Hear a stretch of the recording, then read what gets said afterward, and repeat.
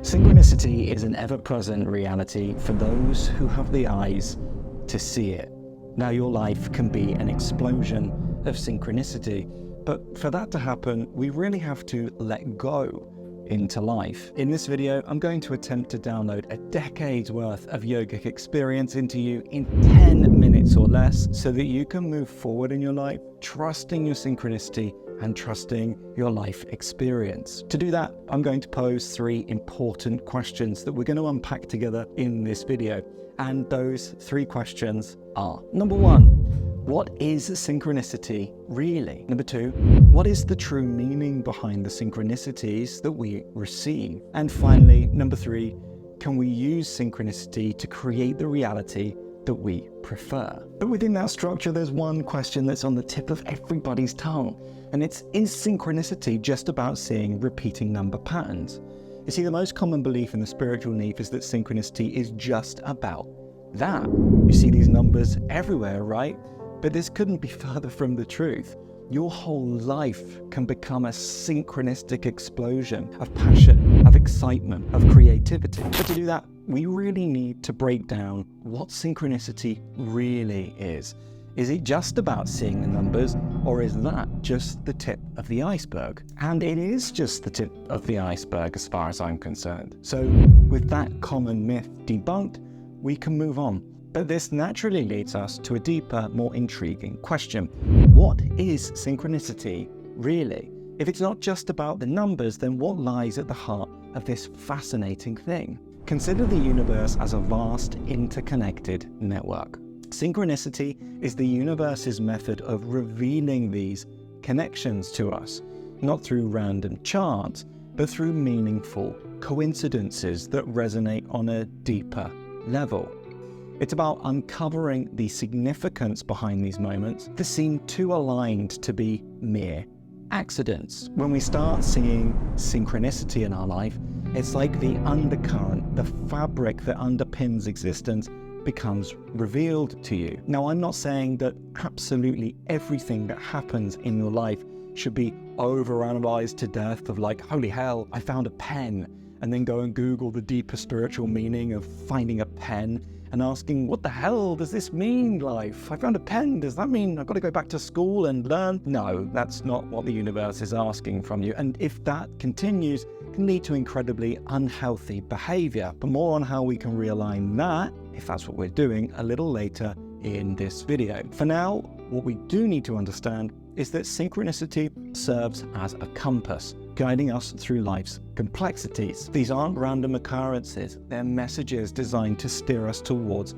our true spiritual paths, or signals when it's time to make big decisions or alter something in our life. But it's in interpreting these things where the art comes in. And the way that we interpret these things is through feeling. Now, feeling is our inner guidance system, and when we listen to it, we guarantee that we never get hurt again. So what is the true meaning behind the synchronicities that we receive? Your synchronicities may not mean what you think they do. One time I was in a shop, and in this shop there was music playing, mind you, and I just got into a new relationship and I really want it to work, and of course so does she.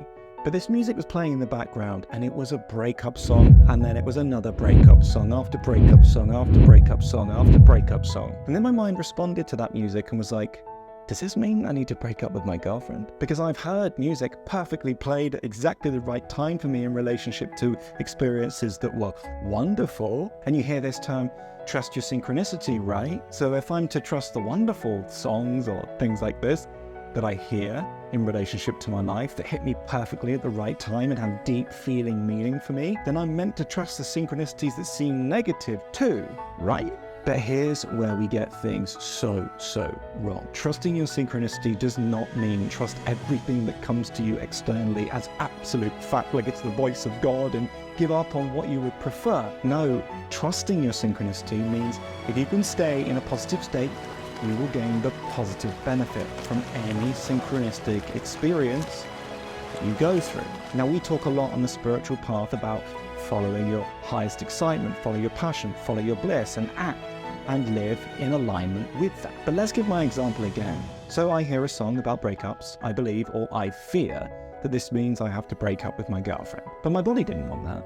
My whole system totally rejected that. And of course, there's absolutely no reason to break up with my girlfriend in any way, shape, or form. Nothing's going wrong.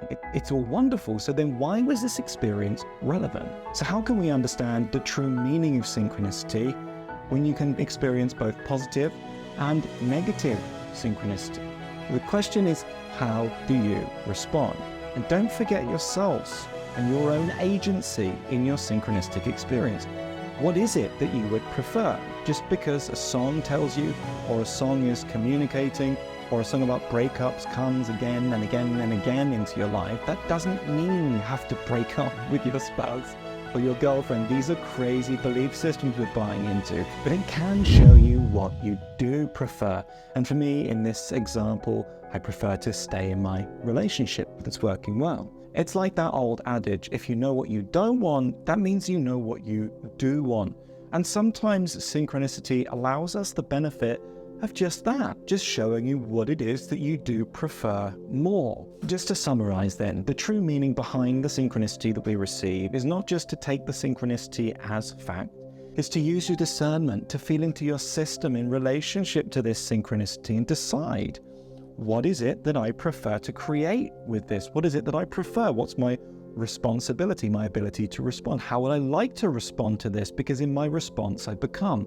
Basically, what do I want to create for myself because of this experience? But then that naturally begs the question, can we use synchronicity to create the reality that we prefer? And that begs a secondary question. Well, what is it that you prefer? And what reality are you talking about the creation of here? The internal one or the external one? So let's break it down one by one, because there isn't really any separation between the internal and the external reality. They're one. It's yoked, it's yogered. Our tradition has taught this for generations, and so have all of the sacred and wisdom traditions on this planet. You've heard that saying, as within, so without, right? So let's break this down to the first principles of our experience of life. The first principle of our existence is our internal state of being. We may say we may want an external manifestation of something that we prefer, but it always starts from within, because if you're honest with yourself, what you want in any external manifestation, loads of money, nice house, whatever, is the feeling that you believe it's going to give you, right? So creating the reality you prefer must and always begins with the internal reality of yourself. And so it's about creating that internal state that you prefer. And all human beings naturally prefer a positive state of being. Now, I've met many human beings, as I'm sure you have, that make it very much seem like they don't prefer a positive state of being internally because they have certain negative belief systems that they've been taught, that they've learned, and that they've now taken on as their own. And this is part of the work that we're all here to clean up in ourselves. You've heard people say, you've got to clean up your vibration. Well, this is what they're talking about. But nonetheless, it's the internal reality that you want to change and transform. And the reason you want to change that is because that's where you're actually in control. You're not in control of the external world. And so if you're relying on anything in the external world to make you happy, well, then you're never in control of your happiness. And that's the sad fact of your life if you're playing that game. However, if you can change and transform your internal reality into a state of being, of passion, of ecstasy, of bliss internally, which is the state of being that we would all say that we would naturally prefer, then it won't matter what external manifestations you receive in this life, because you'll be in a state of being that's positive, and you'll be in a state of being that you actually prefer and that you're always in control of. But then herein lies the paradox. By focusing totally and completely on your internal manifestations, on your internal state of being, of joy, of bliss, of peace, of harmony, of ease, of grace, then naturally, because there is no separation between the internal reality and the external reality, it's one, your external reality must change to reflect the change of the internal state. And this is what we call the mirror principle. Or in other words, suffice it to say that you can use your synchronicity to create the reality that you prefer, but it's an inside job first. Now, as you heard me mention earlier, that it's feeling that's your inner guidance system. Now, there's a huge difference between feeling and feelings. So you're going to want to make sure that you're listening to the right guidance that's coming up inside of you so that you don't get hurt. And we teach you how to do that in this video here. So if you want to guarantee that you never get hurt again because you're listening to the right guidance inside, you can watch this video right here.